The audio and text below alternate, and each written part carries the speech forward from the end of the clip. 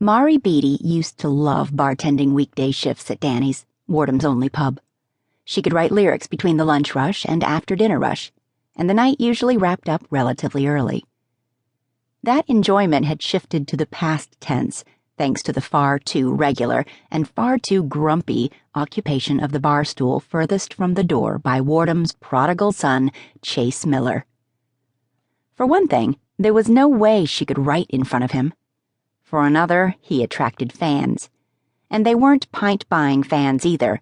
Often they weren't even of legal drinking age. But right now, she'd give her eye teeth for Mr. Grumpy Pants to be in his seat at the end of the bar. So, of course, he was missing.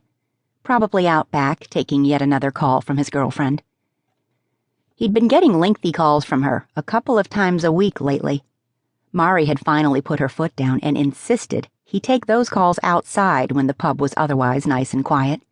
She didn't need to hear all of his private business. That was a stupid rule to enforce, because now it left her alone with her ex-boyfriend, Joel, who really didn't understand that they'd broken up.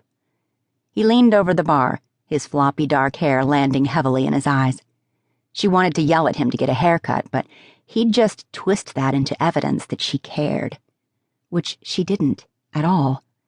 The man, more of a boy, really, was a useless waste of space who tricked women into thinking he was hot stuff because he had a nice voice and looked good holding an electric guitar on stage. He certainly didn't play the guitar.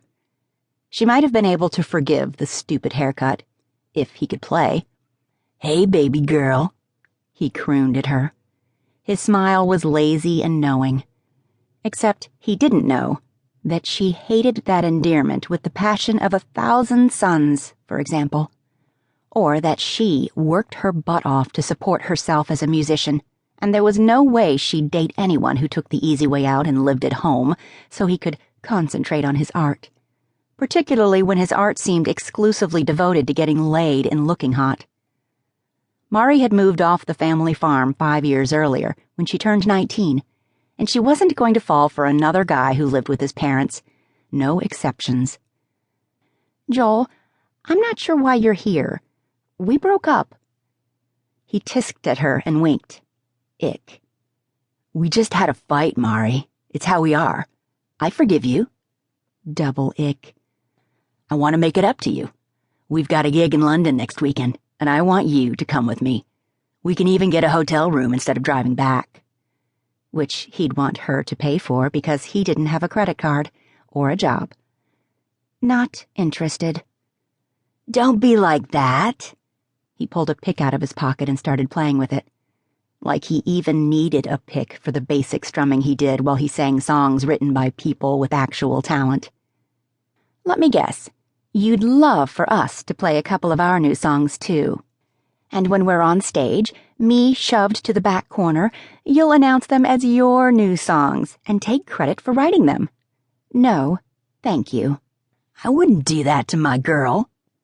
He cast a baleful look at her from under his bangs, as if he couldn't remember that she'd fallen for that trick in the winter and had told him never again. It didn't matter that that song had been shitty, but it was the principle of the thing, something Joel seriously didn't get. "Maybe we could write a new song, together." Yep, didn't get at all. "I told you, I'm not your girl. In fact..." She cast around in her head for something that would convince him to leave her alone.